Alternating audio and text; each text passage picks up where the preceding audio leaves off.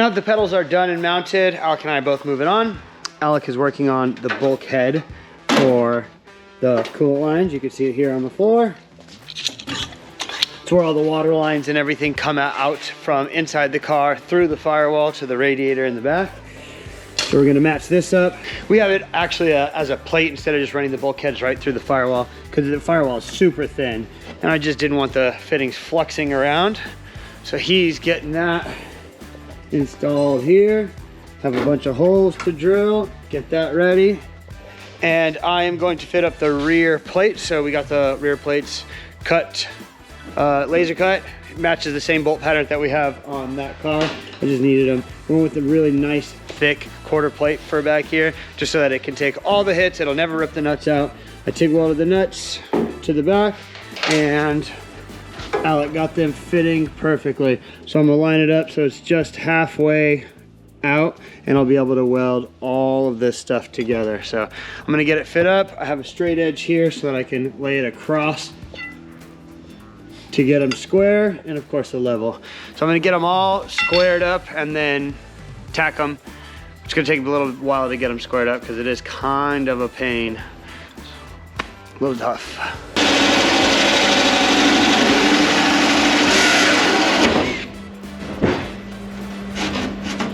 Okay.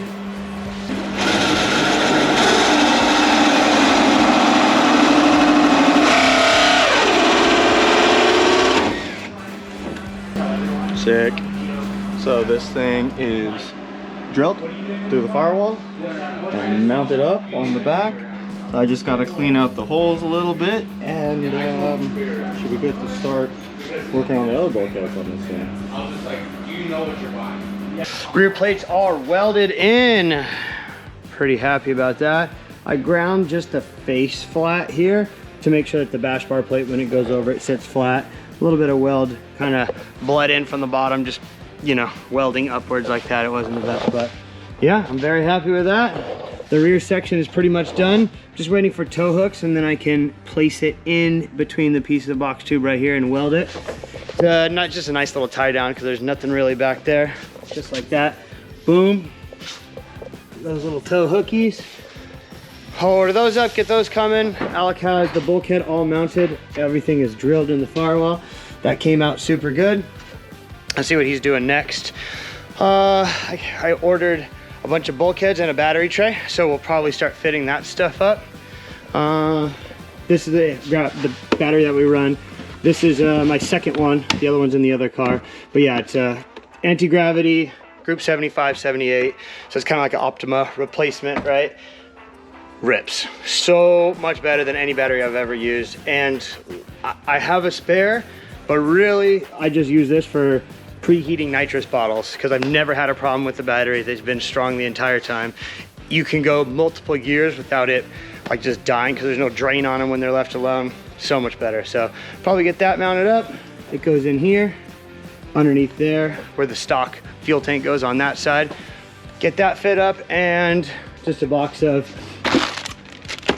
fittings for bulkheads and the battery pass-through bulkheads, like the positive and negative. So we need to get that done next. So start figuring where that all goes, but just about done with the back.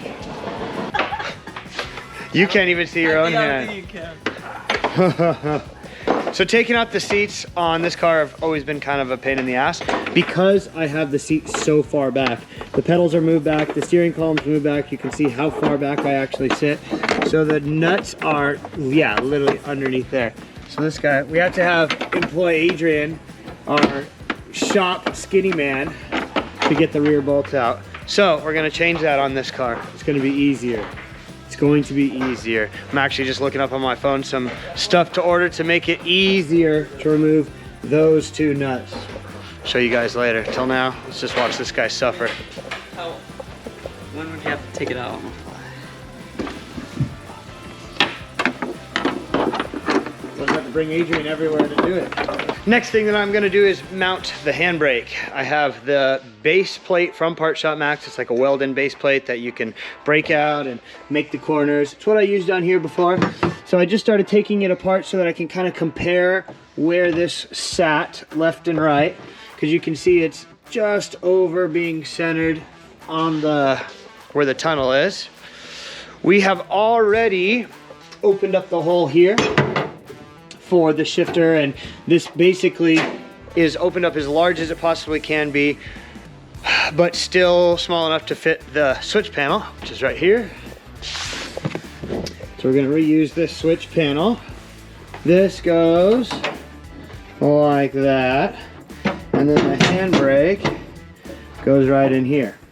So I am going to trim these feet off of this because I don't need them. I'm gonna have to make my own, but I'll probably use this material. It's really nice.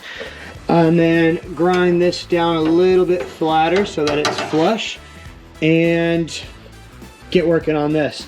I'm going to cut one of these nubs off of that handbrake for this time, because when I had my other gearbox there was more room, but the 6XD shifter gets very, very close to there. So I'm actually just gonna trim that off and utilize one of the bolts on the inside, and we'll be good. So I'm gonna get cutting on this plate and get grinding on the trans tunnel.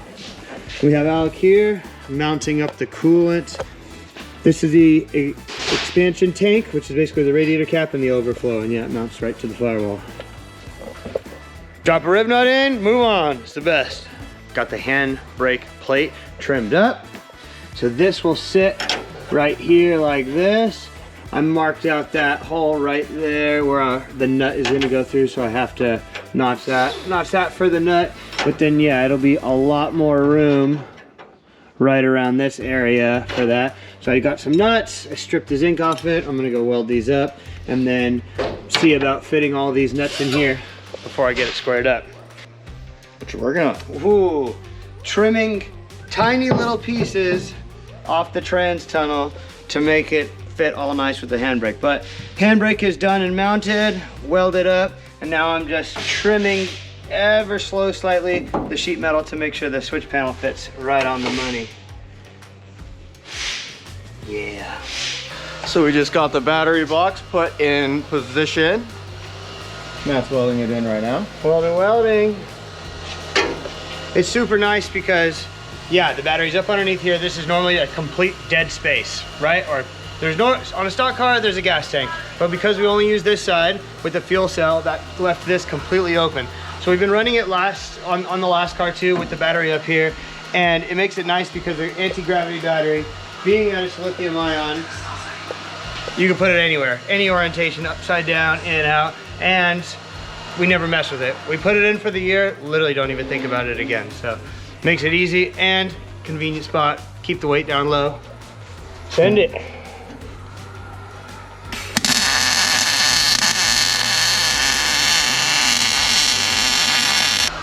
Perfect.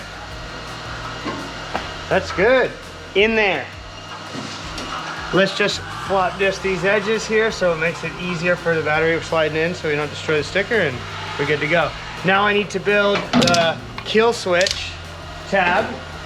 On the other car we have the kill switch mounted right here. I welded a tab to the frame rail and it's bolted up out of the way. And it's just a tiny little solid state relay battery isolator. So I'm gonna make that tab now and then we'll come back and weld it in. Okay, battery box welded in for the anti-gravity battery. The baddest little bastard out there. There it is, up in there. Can't really see. Boom, she's welded up. And I have the plate here for the kill switch. So you can see this goes here. The kill switch will bolt in right there. And yeah, that's the grounding location right there. Sick little unit.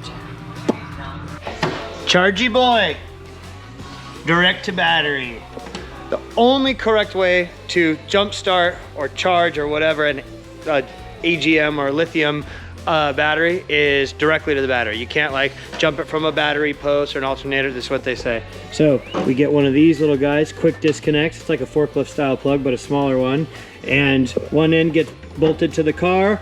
Wires go down directly to the battery. And then the other side of this, I put on my battery charger and jump box. So whatever you need, just pop it right in and fire it up.